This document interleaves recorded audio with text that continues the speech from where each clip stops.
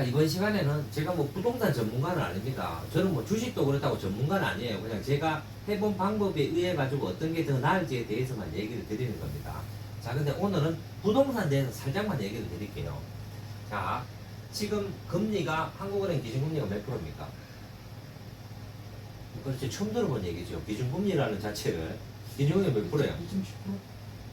2.5%입니다. 지금 우리나라 기준금리가. 이거는 한국은행에서 나오는 기준금리입니다. 한국은행에서.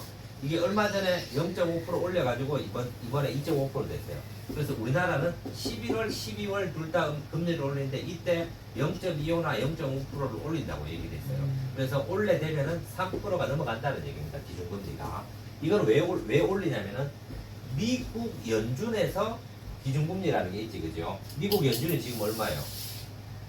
3.25%입니다. 지금 미국 연준의 기준금리가 우리나라보다 더 높아요. 이거 정상이에요, 정상 아니에요? 왜 비정상이죠?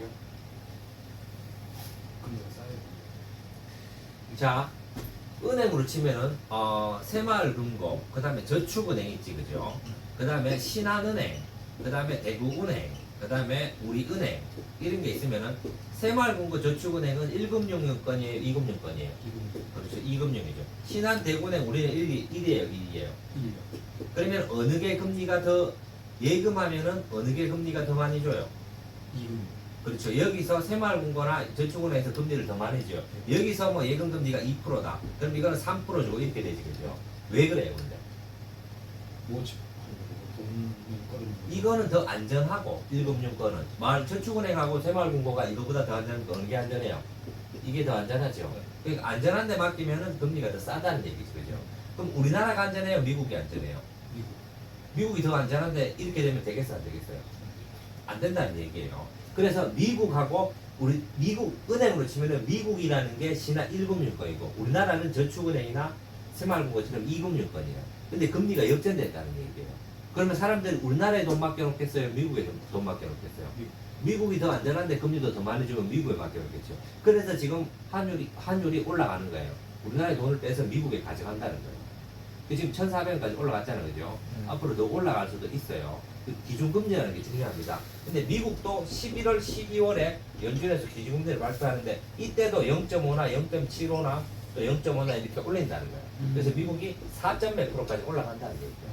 그래서 지금 우리나라도 대출했는 사람들이 금리가 지금 높아져요, 안 높아져요?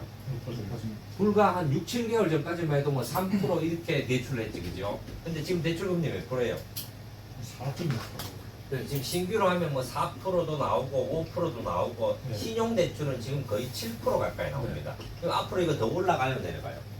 이게 더 올라가면 기준이 되는 우리나라 금리가 더 올라가니까 더 올라간다는 얘기예요. 그럼 대출했는 사람 지금 좋아요, 앞으로 큰일 났어요? 앞으로 큰일 났지, 그죠? 근데 내년에도 금리는 올라간다는 얘기라. 미국에서 금리를 올리는 이유는 물가를 잡기 위해서 그런 거예요. 우크라이나 전쟁하고 그다음에 돈이 너무 많이 코로나 때 돈이 너무 많이 풀려가지고 기름값하고 올라간다는 얘기예요. 근데 지금 이제 앞으로는 올라가지만 내년쯤 되면 또 금리는 또 경기 침체 때문에 금리는 또 내릴 수가 있어요. 내년쯤 되면. 근데 아직은 아니에요. 지금 대출했는 사람이 죽어난다는 거예요. 그러면 우리나라 부동산 얘기할 때 제일 중요한 거는 뭐냐면은 바로 기준금리예요. 금리가 왜 중요하느냐? 부동산 살 때 내 돈 사요, 대출해요? 대출하면은 은행 금리가 예전에는 예를 들어서 10억짜리 아파트를 샀다. 그럼 대출이 보통 10억 사면 얼마 사죠? 대출 얼마죠? 7, 8억 정도 하지, 그죠? 7, 8억을 대출하는데 옛날에는 금리가 3% 이렇게 됐단 말이에요. 근데 지금 6% 넘어가지, 그죠? 그러면 5억만 잡더라도 5억만 대출했다고 잡더라도 3%면 얼마예요? 1,500만 원이 매달 나가지, 그죠? 1년에 1,500만 원이 나가지, 그죠? 그럼 한 달에 뭐 100 얼마씩 나가겠지, 그죠? 근데 이 기준금리가 6% 되면 얼마예요? 3천만 원 나가지요? 그럼 2배 나가지요, 지금. 네. 예전에 지금 대출한 사람 금리 계속 오르지, 그죠? 네. 그러면은 이때는 한 달에 1년에 1,500만 원 내는데 지금은 3천만 원 내야 돼요. 2배를 내야 돼요. 그러면 부담돼요, 안 돼요? 근데 이거를 만약에 대출 이제 5억이라고 잡았을 때 더 될 거예요, 대출 금리는. 더 되는데 아파트 한 채 가지고 있는 사람이 지금, 그죠? 네. 그러면 내가 갭투자해서 아파트 2채 가지고 있다. 그러면 대출이 얼마예요? 10억 넘어가지 그죠? 예. 그럼 10억이면은 3천 했던 대출 금리를 6천을 줘야 된단 말이에요. 한 달에 250만 원씩 냈던 게 지금은 500만 원 이자를 줘야 된다는 얘기다. 그럼 부담돼요, 부담 안 돼요? 그리고 앞으로 금리는 더 올라가지 그죠? 네. 근데 이거는 대출했는 게 500만 원이라는 돈이 이자만 갚는 거예요. 그럼 아파트 같은 경우 원금하고 같이 갚아야 돼, 이자로 갚아야 돼요. 원금이자. 같이 갚으면 이거보다 훨씬 부담이 되죠. 그럼 아파트 가지고 있는 사람 지금 아파트 팔아야 돼요. 계속 가지고 있어야 돼요.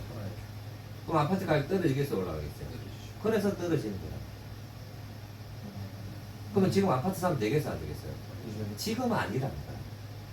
이 모든 거는 기승전결이라는 게 있어요. 올라갔다가 경기가 좋을 때는 올라가고 또 안 좋을 때는 내려가요. 부동산도 계속 올라가기만 하는 게 아니고 내려갔다가 올라갔다 왔다 갔다 하지요. 근데 이 폭은 작다는 거야, 부동산은.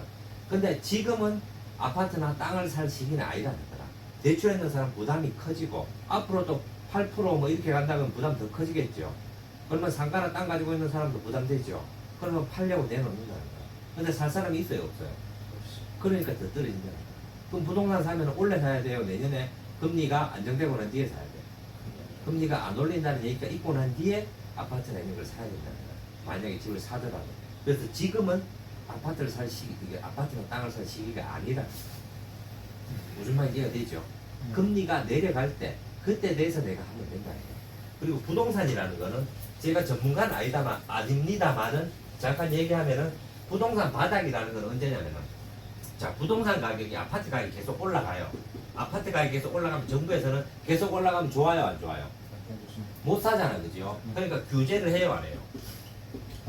규제를 해가지고 아파트 사는 사람 대출도 잘 안 되게 하고 그다음에 뭐 LTV 하고 이런 거 해가지고 계속 DTI 해가지고 대출을 줄이지, 그죠? 그다음에 재건축, 재개발 다 규제하지요. 그다음에 모든 규제가 계속 들어가죠, 올라가니까. 그러면 이렇게 계속 규제를 할 때는 아파트가 올라간다는 얘기예요. 그러면 아파트가 내려갈 때는요, 계속 내려가면은 정부에서 규제를 풀어야 돼요, 더 해야 돼요? 규제를 풀어야 돼요. 그래서 재건축, 재개발, 그 다음에 금리, 대출 기준 되는 규제 같은 거, 이런 것들을 하나하나 푼다는 얘기라. 그럼 이 모든 규제를 다 풀고 난 뒤에 거래량이 터졌을 때가 부동산의 바닥이라는 얘기라. 무슨 말인지 이해되십니까? 이걸 다 규제를 풀고 난 뒤라야 어느 정도 떨어졌다는 얘기야. 그럼 그 전에 사면 돼요, 안 돼요? 그렇기 때문에 이때 되면 아파트 미분양 나오고 미분양 되는 거에 혜택 주고 뭐 차 주고 뭐 주고 뭐 주고 한다는 얘기다. 이런 시기가 또 와요, 안 와요? 구미도 얼마 전에 몇 년 전에 있었지, 그죠? 아파트 미분양 돼가지고 뭐 주고 혜택 주고 뭐 발코니 무료로 확정해주고 있었지, 그죠? 이런 시기가 왔을 때가 바닥이라는 얘기라. 그럼 지금 사면 돼요, 안 돼요? 안 된다는 얘기다. 부동산 전문가는 아닙니다. 전문가는 아닌데 기본적으로 모든 것들은 올라갈 때가 있고 내려갈 때가 있는데 지금은 절대로 올라가는 시기가 아니니까네 사더라도 내년쯤에 봐서 그때 기준금리하고 금리하고 보고 그때 물량이 터졌을 때 정부의 규제를 다 풀었을 때 그때 살 수 있다는 얘기야. 오케이? 네. 질문 있습니까? 맞습니다. 자, 그러면은 다음 시간부터는 이제 본격적으로 ELS에 대해서 얘기를 해드릴 거예요. ELS. 이거는 뭐 유튜브에 그 전에 했는데 이제 ELS를 ISA 계좌에서 가입하는가 하고 그 다음에 이런 것들을 어떻게 해서 수익 내는지 그 다음에 지금 상황이 좋은 상황인지 나쁜 상황인지 들어갈 때 좋은 상황인지 안 좋은 상황인지 그 다음에 각 증권 회사에서 어떤 ELS가 있고 얼만큼 수익을 많이 주는 게 있는지 그거를 제가 한번 얘기를 해드릴게요. 자, ELS 같은 경우는 잠깐만 얘기를 하면은 20% 수익률이 많아요, 저거요. 1년에. 20% 수익을 주면서 이거를 월지급식으로 매달 이자 주면 좋아요, 안 좋아요? 자, 이렇게 하면서 위험하지 않은 것들이 있어요. 100%안 위험하다는 건 아니에요. 근데 확률상으로 굉장히 이 정도 리스크면 이 정도 해볼만한 게 있습니다. 그래서 그거에 대해서 다음 시간에는 이제 상품도 설명하고 그 다음에 실제로 가입 이제 다음 시간부터는 이제 가입해서 그게 수익이 어떻게 되는지도 한번 보여드릴게요. 뭐 큰 금액 아니고 작은 금액으로 해가지고 보여드리고 그 다음에 이게 앞으로 어떻게 할지도 매달 한번 ELS를 한번 설명하면서 앞으로는 거기에 대해서 본격적으로 한번 얘기를 해드리겠습니다.